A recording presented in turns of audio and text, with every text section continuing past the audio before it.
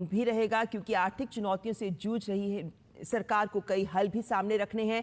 लेकिन क्या रहेगा सरकार की रणनीति, क्या एजेंडा रहेगा सरकार का? आइए सुनते हैं प्रधानमंत्री को। साथियों, आज बजट सत्र के प्रारंभ में मैं समृद्धि की देवी मां लक्ष्मी को प्रणाम करता हूं।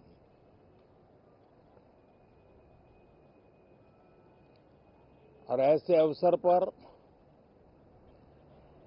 सदियों से हमारे यहां मां लक्ष्मी का पुण्य स्मरण किया जाता है। सिद्धि बुद्धि प्रदे देवी, सिद्धि बुद्धि प्रदे देवी, भुक्ति मुक्ति प्रदायिनी, भुक्ति मुक्ति प्रदायिनी, मंत्र मूर्ते सदा देवी, मंत्र मूर्ते सदा देवी, महालक्ष्मी नमोस्तुते, महालक्ष्मी नमोस्तुते। मां लक्ष्मी हमें सिद्धि और विवेक देती है, समृद्धि और कल्याण भी देती है। मैं मां लक्ष्मी से प्रार्थना करता हूं कि देश के हर गरीब एवं मध्यम वर्ग समुदाय पर मां लक्ष्मी की विशेष कृपा रहे। साथियों, हमारे गणतंत्र के 75 वर्ष पूरे हुए हैं।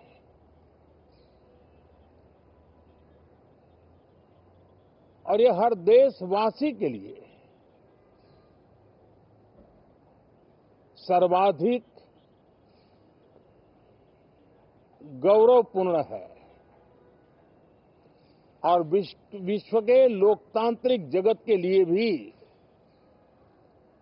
भारत का ये सामर्थ्य अपनी एक विशेष स्थान बनाता है। साथियों, ये देश की जनता ने मुझे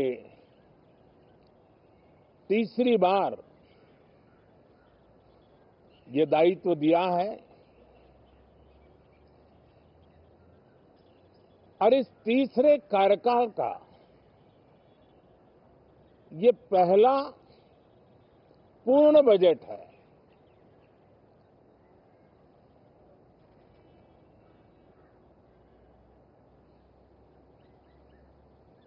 और मैं विश्वास से कह सकता हूं कि 2047 जब आजादी के 100 साल होंगे, विकसित भारत का जो संकल्प देश ने लिया है, ये बजट सत्र, ये बजट एक नया विश्वास पैदा करेगा, नई ऊर्जा देगा कि देश जब आजादी के 100 साल मनाएगा तब विकसित होकर रहेगा। 140 करोड़ देशवासी अपने सामूहिक प्रयास से इस संकल्प को परिपूर्ण करेंगे। तीसरे टर्म में हम मिशन मोड में देश को सर्वांगीण विकास की दिशा में, चाहे वो भौगोलिक रूप से हो, सामाजिक रूप से हो या आर्थिक भिन्न भिन्न स्तर के संदर्भ में हो, हम सर्वांगीण विकास के संकल्प को लेकर के मिशन मोड में आगे बढ़ते जा रहे हैं। इनोवेशन, इंक्लूजन और इन्वेस्टमेंट, ये लगातार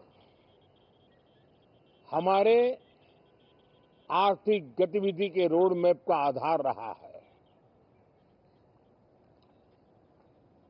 इस सत्र में हमेशा की तरह कई ऐतिहासिक बिल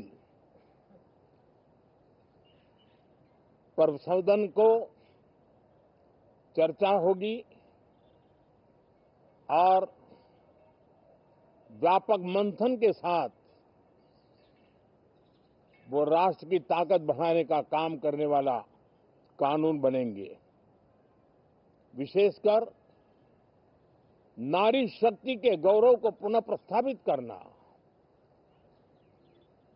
पंथ संप्रदाय के भेद से मुक्त होकर के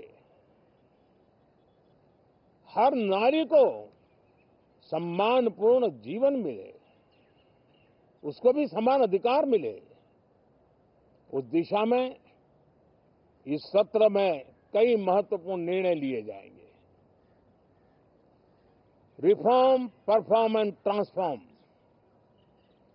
जब विकास की तेज गति को प्राप्त करना होता है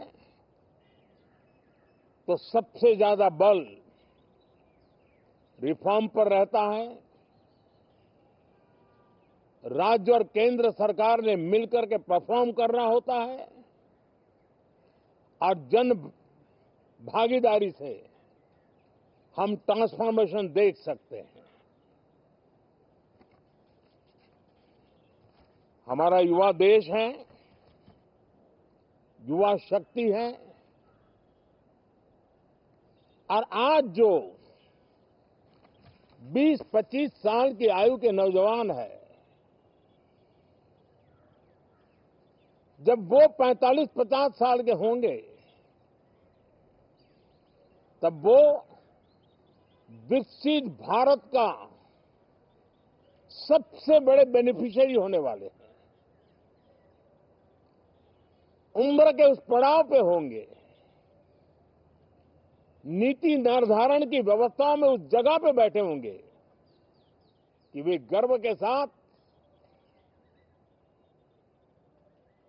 आजादी के बाद जो शताब्दी शुरू होगी, एक विकसित भारत के साथ आगे बढ़ेंगे। और इसलिए ये विकसित भारत के संकल्प की पूर्ति का प्रयास, ये अथाग मेहनत आज जो हमारे टीनेजर्स हैं, हमारी युवा पीढ़ी है, उनके लिए ये एक बहुत बड़ा तोहफा बनने वाली है। जो लोग 1930 में, 42 में आजादी के जंग में जुट गए थे, पूरी देश की युवा पीढ़ी खप गई थी आजादी के जंग में, और उसके फल 25 साल के बाद जो पीढ़ी आई उसको नसीब हुए। उस जंग में जो नौजवान थे उनको नसीब हुए। आजादी के पूर्व के वो 25 साल आजादी के जश्न मनाने का अवसर बना। वैसे ही ये 25 वर्ष समृद्ध भारत, विकसित भारत, ये संकल्प से सिद्धि और सिद्धि से शिखर तक पहुंचने का देशवासियों का इरादा। और इसलिए बजट सत्र में सभी सांसद विकसित भारत को मजबूती देने के लिए अपना योगदान देंगे। विशेष करके जो युवा सांसद है, उनके लिए तो सुनहरा अवसर है, क्योंकि वो आज सदन में जितनी जागरूकता, जितनी भागीदारी बढ़ाएंगे और विकसित भारत के जो फल है वो तो उनकी नजर के सामने देखने को मिलने वाले हैं। और इसलिए युवा सांसदों के लिए एक अनमोल अवसर है। साथियों, मैं आशा करता हूं कि हम देश की आशा आकांक्षाओं के इस बजट सत्र में खरे उतरेंगे। साथियों, आज एक बात आपने जरूर नोट की होगी, मीडिया के लोगों ने तो जरूर करनी चाहिए। शायद 2014 से लेकर अब तक शायद ये पहला पार्लियामेंट का सत्र है कि जिसके एक दो दिन पहले कोई विदेशी चिंगारी नहीं प्रगटी है। विदेश में से आग लगाने की कोशिश रही हुई है।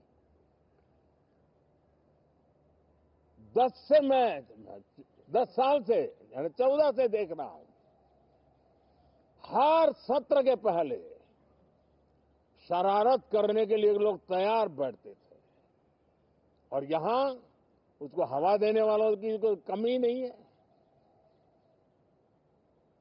ये पहला सत्र मैं पिछले 10 साल के बाद देख रहा हूं कि जिसमें किसी भी विदेशी कोने से कोई चिंगारी नहीं हुई। साथियों, बहुत बहुत धन्यवाद।